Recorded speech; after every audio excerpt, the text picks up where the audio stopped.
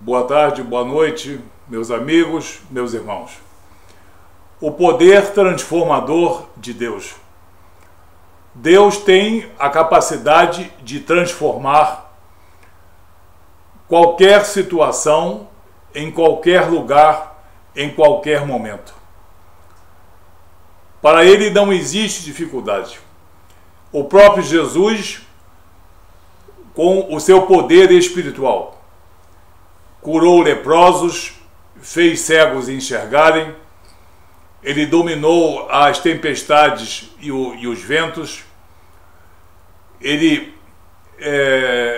anulou pecados, ele enfim mostrou o seu poder de transformar. Jesus estava na condição humana, mas ele recebia do Pai toda a sua capacitação para que ele viesse a cumprir a sua missão salvadora. E Deus tem esse poder de transformar. Os homens muitas vezes confundem maquiagem ou modificação com transformação. São coisas diferentes. Através de uma disciplina pessoal, mesmo na ausência de Deus, através de certas bases filosóficas, mesmo na ausência de Deus, segundo uma disciplina pessoal, estudo e coisas que não estão em nada relacionadas com Deus, o homem pode até disciplinar-se no campo moral e no campo espiritual até um certo ponto. Assim pensam as pessoas humanistas, assim muitos pensadores pensavam e também pensam que o homem sozinho é capaz de fazer muito por si, pela família e pela sociedade. Não deixa de ter uma base de verdade. Através de uma disciplina pessoal, através do estudo, através de um aprimoramento moral e espiritual, o homem pode melhorar-se, mas ele não pode transformar-se, regenerar-se no sentido escriturístico. Um novo nascimento, fazer com que a velha criatura se transforme numa nova criatura. Fazer com que um homem que não tinha nenhuma intimidade com Deus passe a ser um membro do reino de Deus. Isso não se faz através de uma disciplina moral e espiritual. Isso se faz única e exclusivamente através do poder transformador de Deus na vida do homem. Por mais humanista que seja, por mais que o homem creia na sua capacidade, ele nunca vai conseguir a regeneração. Um nascer do alto, um nascer de Deus. O famoso Genetai Anoten. Porque isso depende não da disciplina moral e espiritual do homem, mas depende da soberana intervenção de Deus na vida desse homem.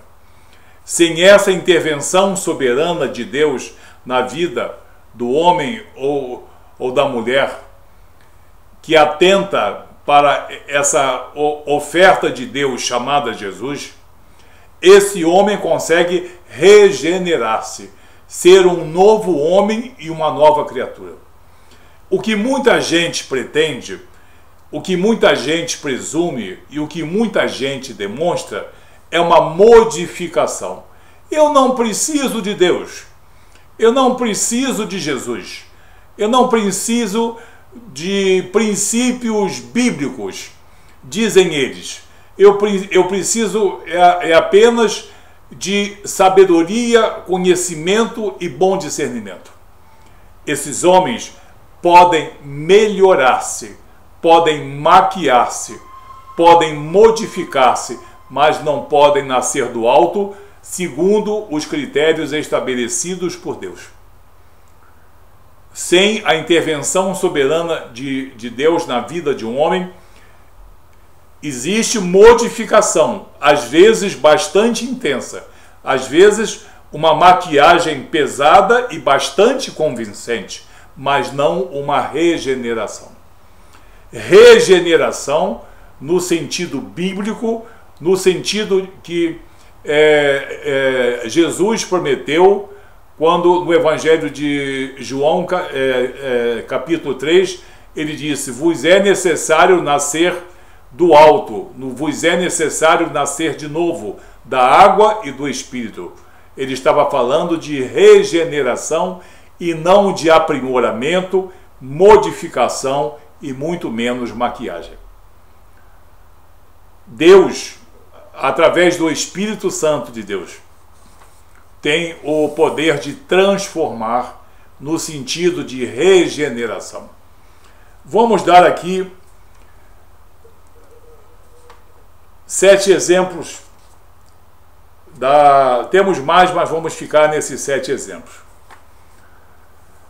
Como poder transformador de Deus, nós temos a sugestão do apóstolo Paulo na carta aos Romanos, capítulo 12, verso 2, em uma passagem já bastante conhecida.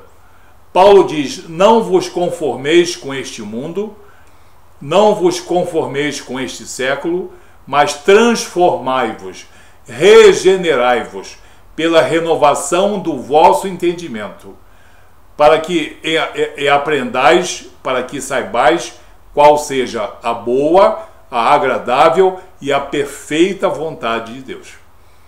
Então aqui, na carta de Paulo aos Romanos, capítulo 12, verso 2, Paulo está se referindo a esse tipo de regeneração. Vamos a alguns exemplos bíblicos do poder transformador de Deus. Em primeiro lugar, Deus transforma o caos em vida. Deus organiza o caos. Deus é capaz de transformar até mesmo rochas e águas rebeldes em vida. Em Gênesis nós temos isso. Em Gênesis capítulo 1, versículos 2 e versículo 3. A terra era sem forma e vazia, e havia trevas sobre a face do abismo. Mas o Espírito de Deus pairava sobre a face das águas. Disse Deus: haja luz, e houve luz. Então, Deus é capaz de transformar o caos em vida. Ele tem essa capacidade. Em segundo lugar, Deus transforma o escravo em soberano. O exemplo bíblico bastante conhecido é o de José do Egito. José foi vendido pelos seus irmãos e foi cativo no Egito. Porém, mesmo sendo cativo, ele foi liberto, porque ele foi um homem fiel a Deus e foi um homem trabalhado por Deus. E ele veio a transformar-se de escravo em soberano. Ele passou a ser o segundo homem mais importante do Egito.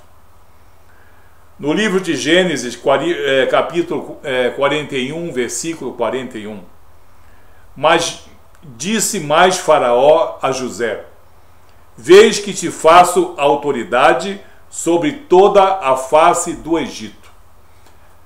Te faço autoridade sobre a face, sobre toda a terra do Egito. Ninguém levantaria um pé em todo o Egito sem a permissão de José.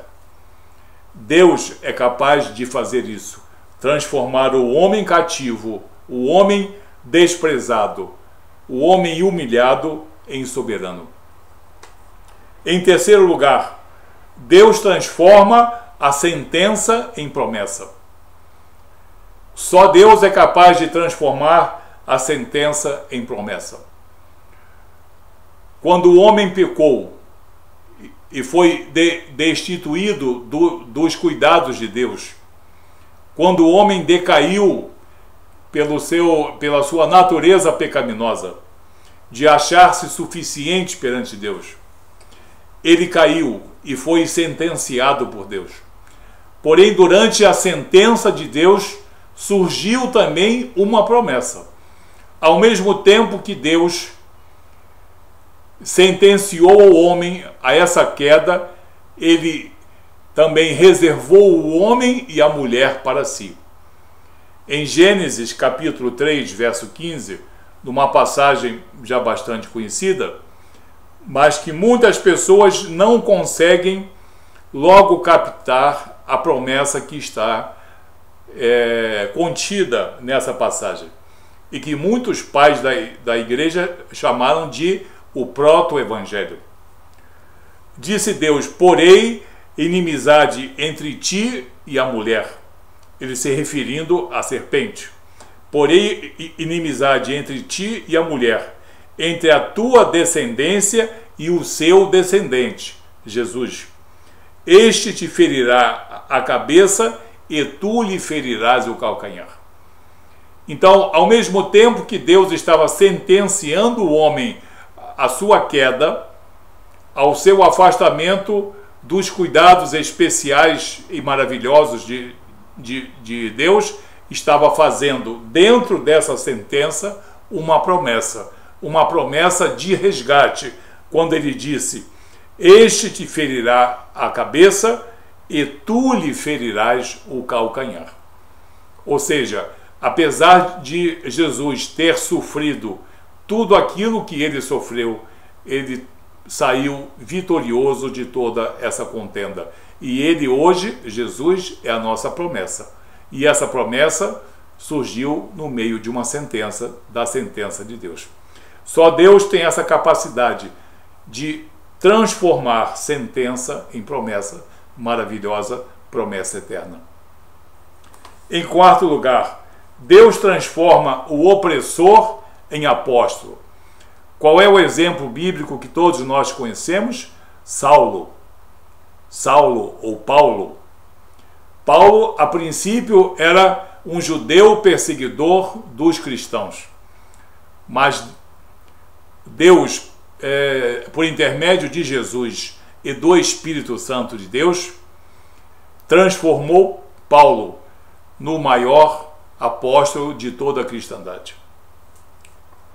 No livro de Atos dos Apóstolos, capítulo 9, versículos 21 e 22, Saulo, porém, mais e mais se fortalecia e confundia os judeus.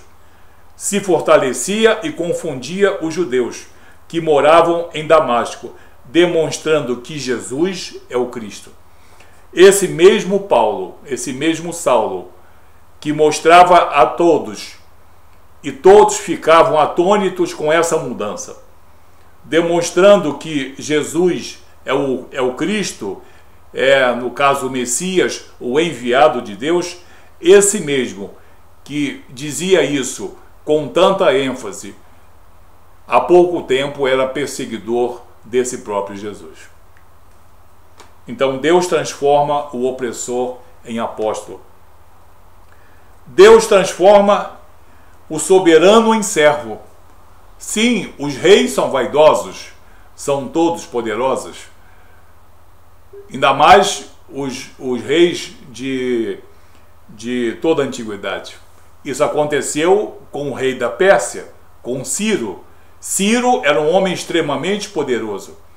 Ele não era um servo de Deus, mas foi instrumento de Deus para que o povo hebreu fosse abençoado.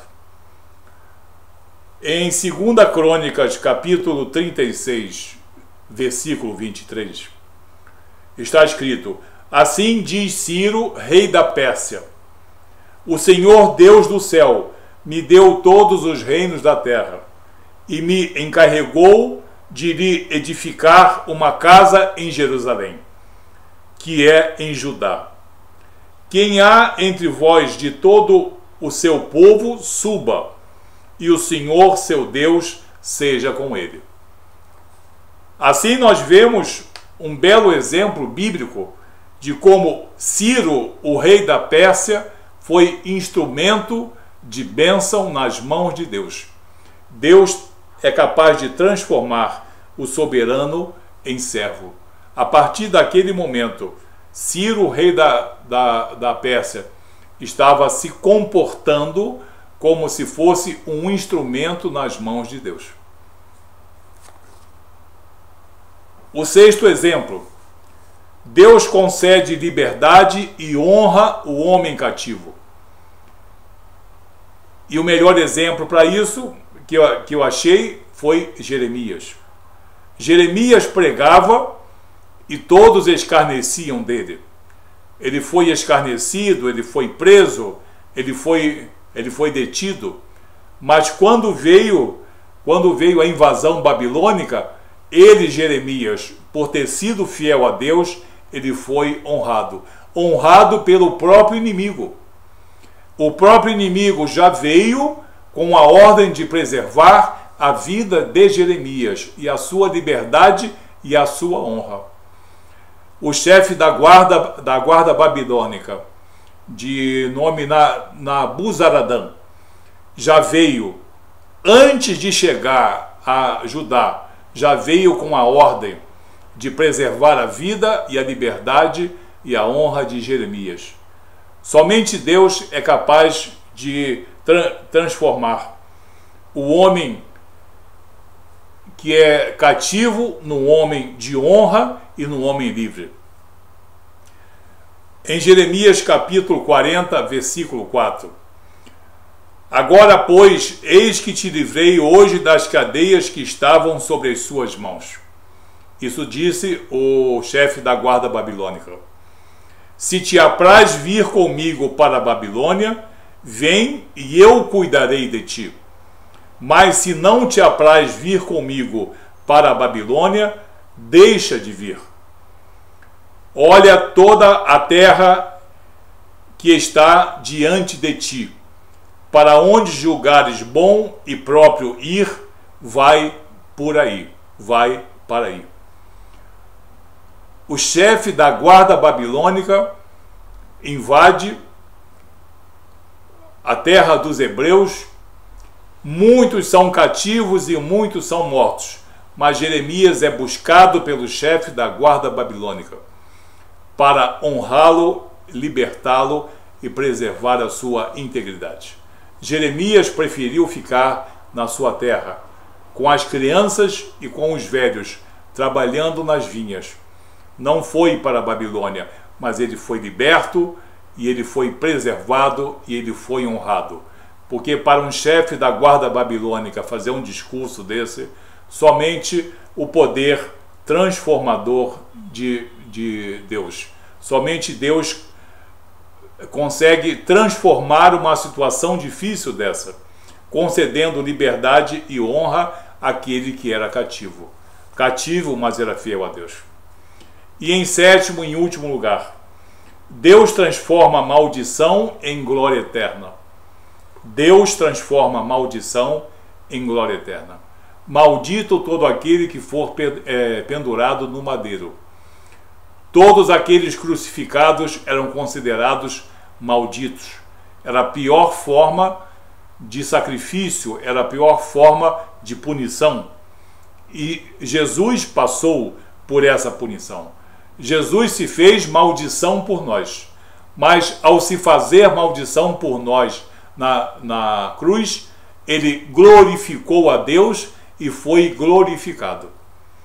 Temos aqui no Evangelho de João, capítulo 17, no versículo 1, na parte B.